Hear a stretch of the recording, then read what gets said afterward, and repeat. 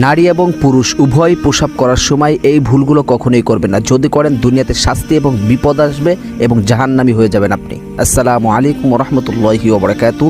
আজকে আপনাদেরকে খুব গুরুত্বপূর্ণ একটা বিষয় নিয়ে আলোচনা করব। বিষয়টা হচ্ছে প্রসাব যখন করতে যাবেন তখন এই ভুলগুলো কখনোই করবেন না।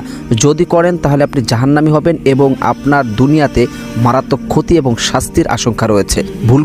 ভুলগুলো জানার আগে অবশ্যই চ্যানেলটি সাবস্ক্রাইব এবং ভিডিওটি লাইক এবং ভিডিওটি শেয়ার করার অনুরোধ করছি।